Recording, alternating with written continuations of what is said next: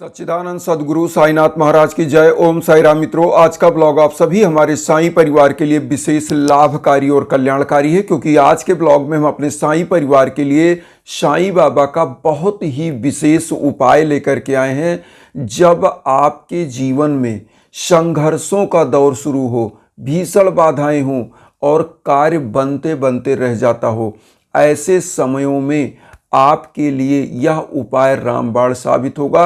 मात्र थोड़ा सा चना और गुड़ का यह उपाय है। गुरुवार को इस उपाय को जो भी हमारे बंधु बांधव करते हैं, उनके जीवन के समस्त रोग दोष कलेश विकार दूर होते हैं और शुभ लक्ष्मी आपके घर की चेरी बन जाती हैं।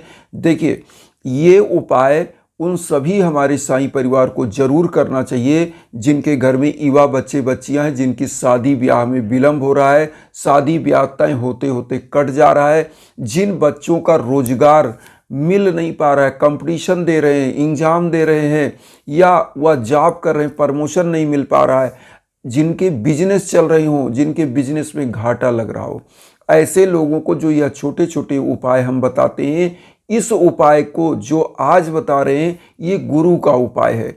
चूंकि गुरु का उपाय, गुरुवार को इस उपाय को करना है और इस उपाय को साईं बाबा के सम्मुख बैठकर अगर संकल्प के साथ किया जाता है और करने के बाद कुछ चीज़ें और जो हम अभी डिटेल में आपको बताते हैं, आप सुनते रहिएगा।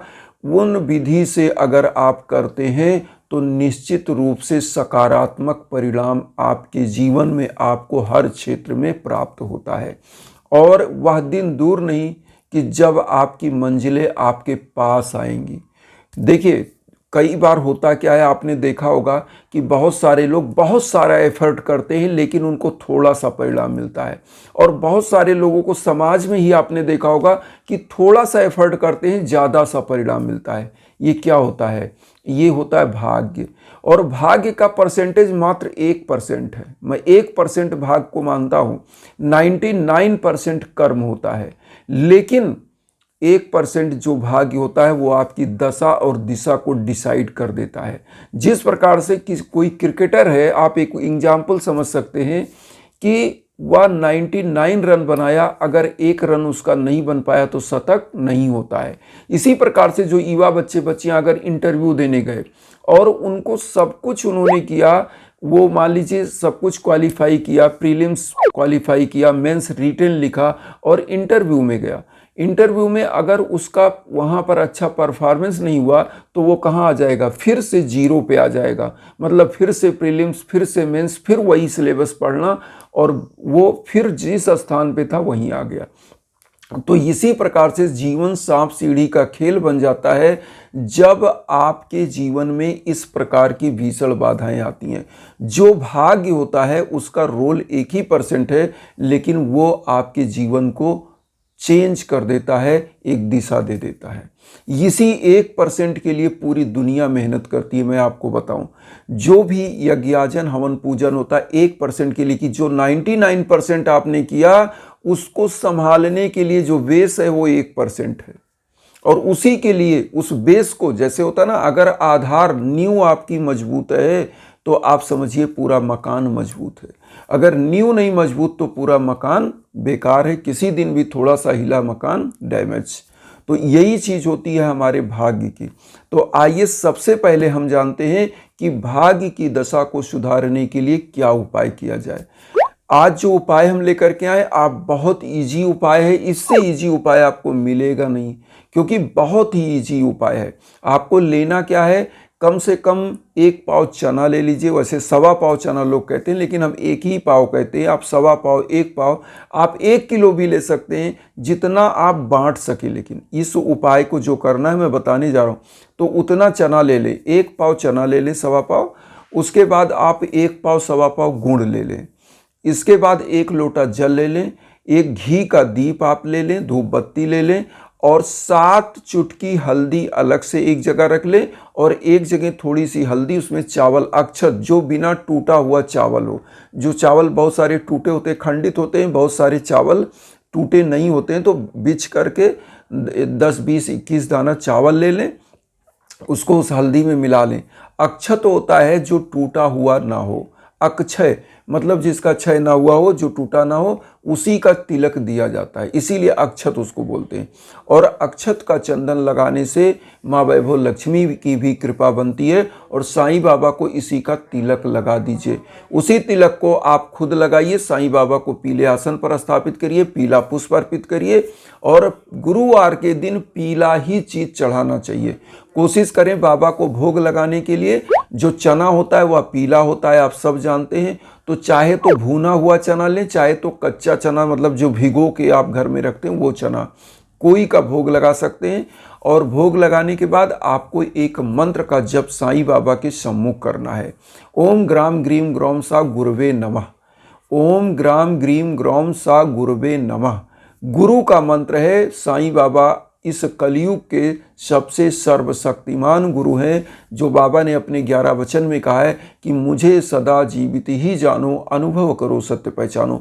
तो गुरु का मंत्र आपको जप करना है कम से कम 1 माला, अधिकतम जितना आप कर सकें उतना। तो 1 माला ओम ग्राम ग्रीम ग्रौम सा गुरुवे नमः, जो हम आपकी स्क्रीन पर भी दे रहे हैं, इस मंत्र का जाप करिएगा। और उसके बाद साईं बाबा को चना का और गुड़ का भोग लगाइए। और उसके बाद आप क्या करिए, लोटे का जल थोड़ा सा चारों तरफ अपने छिड़क लीजिए। अब इस लोटे के जल को और घी और धूप यहाँ प्रज्वलित कर दीजिए, जलता रहे। अब आपको क्या करना है, एक दीप अलग से आपको और ले लेना है और ये गुड़ चना जो बाबा को सम्मुख अर्पित किए उसी गुड़ चने को लीजिए और केले के पेड़ के पास जाइए। अगर केले का पेड़ आप गमले में लगाए हों या आपके बाहर हो, बाउंड्री में हो, कहीं भी हो, अगर आप जा सकें तो बहुत अच्छा है। तो केले के पेड़ के पास जाएं और भगवान विष्णु और माँ वैभव लक्ष्मी का ध्यान करके, और गुरु का प्रतीक है केला, तो केला जो हमारी माताएं बहनें हैं 21 चुटकी जो हल्दी ली है, ऐसी मान्यता है अगर कुंडली में गुरु ग्रह नीच का होता है तो शादी ब्याह में दिक्कतें आती हैं। जिनका गुरु ग्रह क्रूर ग्रहों के साथ बैठता है वो गुरु चांडाल योग बनाता है। और जिनके कंपटीशन के जो स्कॉलर हैं, जो बच्चे जो तैयारी करते हैं, अगर गुरु ग्रह उसमें दिक्कत कर रहा है तो ऐसे व्यक्तियों का कंपटीशन भी जल्दी निकलता नहीं। इसलिए गुरु ग्रह को जो कुंडली में भी बताते हैं उन्नत करने के लिए इस उपाय को करना चाहिए। तो शादी ब्याह, नौकरी के लिए, सब के लिए, या धन लक्ष्मी के लिए बहुत ही विशेष उपाय है। तो आप क्या करें, केले के जड़ में क्या करें, केले के तने में आप 21 बार ओम नमो भगवते वासुदेवाय नमः 21 बार बोलिए। और वहीं पर आप ओम महालक्ष्मी नमः मंत्र भी बोल सकते, ओम महालक्ष्मी नमः, ओम नमो भगवते वासुदेवाय मंत्र का जाप कर सकते हैं। और इतने 21 बार 21 चुटकी जो हल्दी लिया 21 बार वहाँ चंदन लगाइए केले के जड़ में, एक धूप बत्ती, और उसके बाद वहाँ पे एक दीप प्रज्वलित करिए और लोटे का जल जो है वह केले के वृक्ष के जड़ में डाल दें। करिए, आरती कर लीजिए भगवान विष्णु और माँ वैभव लक्ष्मी का ध्यान करके, क्योंकि जहाँ पर भगवान विष्णु होते हैं वहाँ माँ वैभव लक्ष्मी होती हैं। ऐसी मान्यता है जब माँ वैभव लक्ष्मी का हम लोग ध्यान करते हैं तो किस रूप में, कि क्षीर सागर में शेषनाग की सैया पर विराजमान प्रभु विष्णु के चरण कमल में कमलासन पर विराजमान माँ वैभव लक्ष्मी, ऐसी कल्पना हम करते हैं। तो माँ वैभव लक्ष्मी भगवान विष्णु के चरण में होती है और हम कहाँ लगा रहे हैं, तने में हल्दी लगा रहे हैं। तो इसका मतलब भगवान विष्णु को प्राप्त हो रहा है तो माँ वैभव लक्ष्मी को भी प्राप्त हो रहा है। और वहाँ पर आरती करने के बाद जो चना और गुड़ है इसको पूरे परिवार में बांटें प्रसाद के रूप में। जितना यह बटेगा उतना ही आपके भाग्य में वृद्धि होगी। और इस उपाय को कम से कम तो 7 गुरुवार करना ही करना है। 7 गुरुवार करिए।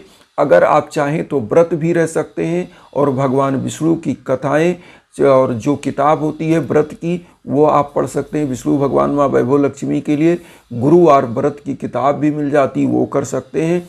और साईं बाबा के सम्मुख उसके बाद आप आइए, जो आपने वहाँ भोग लगाया उन सभी चीज़ों प्रसाद के रूप में खुद ग्रहण करिए और लोगों में खूब बांटिए। और गुरुवार को एक काम और करें, जब भी आपके जीवन में कोई भी भीषण संकट हो तो यज्ञ याजन के लिए जरूर संपर्क करिए हमारे इंस्टाग्राम पर। ये हम बार बार कहते हैं। क्यों कहते हैं? क्योंकि आप बहुत सारे साईं परिवार ऐसे हैं जो बहुत जगहों से भटक कर आते हैं। तो मैं ये कहना चाहता हूँ कि आप कहीं मत भटकिए, एक प्लेटफॉर्म पे जो भी हमारे लायक संभव है हम हर संभव आपको बताते हैं। आप यज्ञ याजन हवन कराना चाहते हैं तो हमारे इंस्टाग्राम पर आप संपर्क कर सकते हैं। आज एक और अच्छा हम आप लोगों को खुशखबरी बताएं। एक हमारे साईं परिवार ने हमको मैसेज किया और ये मैसेज तो आज भी आया और ये आया एक हफ्ता पहले भी मैसेज आया था। उनके बेटे को जो बहुत ही दिक्कत में थे, मैं आपको बताऊं, उनको बहुत बड़ा डिजीज़ था जिसको कह सकते हैं कि लगभग समझिए कि वो बंदा मेंटल रूप से एकदम पागल था। पढ़ाई लिखाई में उसका मन नहीं लगता था और ड्रग्स का एडिक्शन में था। और वही बच्चा उनका सुधर हो के इस समय बीटेक में एडमिशन लिया। रहने वाले ये लोग बेंगलोर के हैं और बहुत ही अच्छे परिवार से थे, लेकिन बच्चा कुमार्ग पे चला गया, गलत प्रवृत्तियाँ हो गई। तो आज वह बीटेक अपना कंप्लीट करने वाला है और बहुत अच्छे उसके परसेंटेज आ रहे, सबसे मुक्त हो गया। और तो यही होती है बाबा की कृपा। उसके लिए भी यज्ञ याजन हवन हुआ। तो आप लोगों के जीवन में कोई भी बाधा हो तो इसलिए जब भी चाहें तो हमारे इंस्टाग्राम पर आप संपर्क कर सकते हैं। हम ब्लॉग के बीच बीच में अपने वीडियो के इंस्टाग्राम का लिंक देते हैं, उस पर आइए। वसुदेव कुटुंबकम की जो भावना हम लेकर चल रहे हैं उसमें आप सभी लोग अपना आशीर्वाद चैनल को सब्सक्राइब करके दीजिए। उन साईं भक्तों तक वीडियो को जरूर शेयर करिए जो किन्हीं कारणों से कष्ट में, दुख में, इसी भावना के साथ ओम साईं राम।